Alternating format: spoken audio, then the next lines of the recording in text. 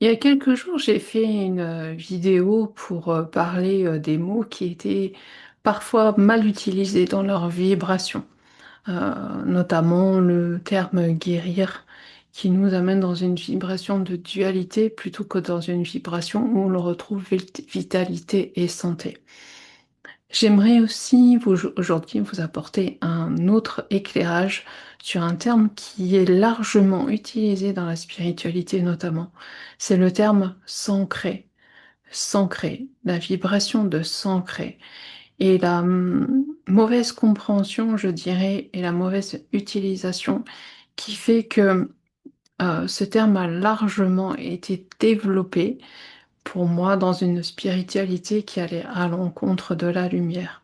Je vais vous expliquer vraiment pourquoi, pour moi, c'est quelque chose qui n'est pas en faveur de notre propre manifestation et incarnation pleinement de lumière. Dans le terme s'ancrer, ça me fait penser à l'encre d'un bateau. L'encre d'un bateau qui va tomber au fond de l'océan, qui va permettre au bateau de rester statique, qui va rester immobile.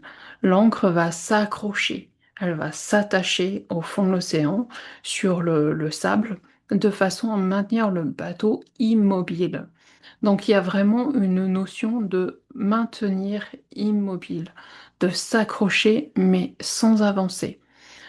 S'ancrer, c'est aussi, on parle de s'ancrer lorsqu'il y a des énergies qui sont bien ancrées à l'intérieur de soi, dans ses corps énergétiques, et notamment justement s'ancrer, ça la met en évidence incrustation, des énergies qui sont vraiment incrustées dans ces corps, qui sont statiques, qui refusent de bouger, qui refusent d'être en mouvement. Donc il y a vraiment cette notion de ancrage, comme quoi on reste immobile et on n'avance pas. Et l'autre terme qui est plus adapté dans ce cas, pour moi en tout cas, c'est le verbe s'enraciner. S'enraciner, lorsque l'on fait descendre nos racines dans les profondeurs, dans le soleil du cœur de la terre, on s'enracine dans la lumière et on permet ainsi à notre être de se nourrir pleinement de la lumière de la terre, du soleil de la terre, de façon à faire remonter cette lumière-là dans tous nos corps, dans tout notre être, qui permet de nous épanouir, de vivre, de faire remonter cette vitalité, de nourrir tout notre être. C'est comme un arbre, on a besoin de s'enraciner à la terre de façon à maintenir notre incarnation forte, solide et pleine de vitalité, pleine de lumière que nous apporte justement la terre.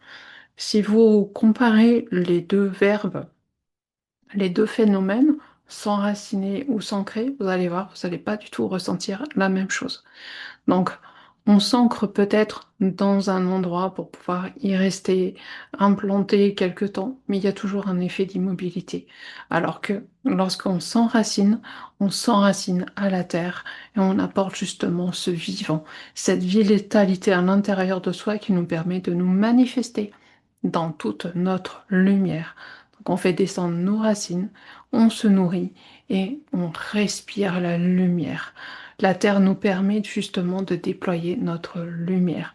Donc il y a vraiment cette évidence de vie, ou de l'autre côté, d'immobilisme.